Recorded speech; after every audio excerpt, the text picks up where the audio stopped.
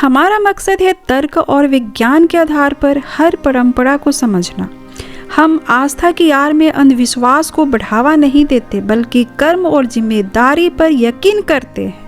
हम किसी की भावनाओं का अनादर नहीं करते, लेकिन हमें यह सवाल उठाना होगा कि क्या अपनी रोजी रोटी, काम धाम छोड़कर ऐसी यात्राओं में समय और संसाधन लगाना उचित है? आइए कुछ तथ्य देखते हैं।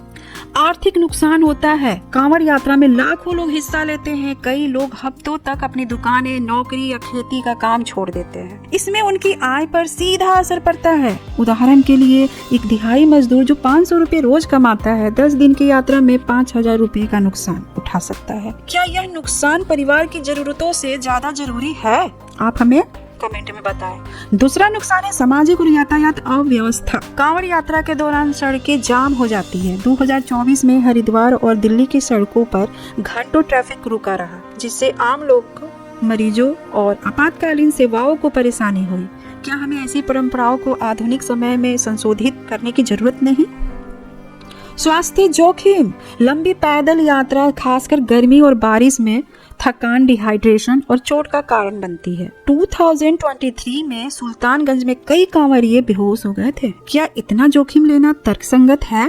पर्यावरणीय प्रभाव भी पड़ता है इसके ऊपर। कांवड़ यात्रा में प्लास्टिक, थर्माकोल और अन्य कचरे का उपयोग होता है, जो गंगा और अन्य नदियों को प्रदूषित करता है।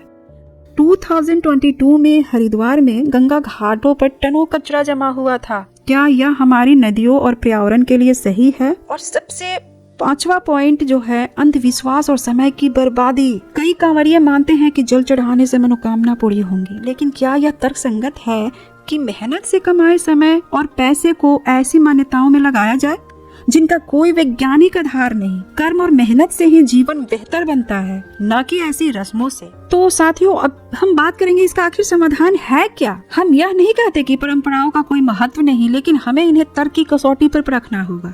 सामूहिक यात्राओं को व्यवस्थित करें ताकि ट्रैफिक और पर्यावरण पर असर कम हो। अपने काम और परिवार की जिम्मेदारी को प्राथमिकता दें, क्योंकि कर्म ही आपका सच्चा धर्म है। तो साथियों, सम्यक कल्चर में हमारा मंत्र है तर्क करो, सवाल करो और कर्म करो। कांवड़ यात्रा के केंद्रों को जानना अच्छा है, लेकिन उससे ज्यादा जरूरी है अपने समय, संसाधन और पर्यावरण की रक्षा करना। आइए विज्ञान और तर्क के रास्ते पे चले। सब्सक्राइब करें और अपने विचार कमेंट्स में जरूर बताएं। वीडियो पसंद आया तो लाइक और शेयर करना ना भूलें। अगले वीडियो में हम किसी और परंपरा को तर्क की कसौटी पर कसेंगे। तब तक जागरूक रहें, तार्किक रहें। नमो बुद्धाय।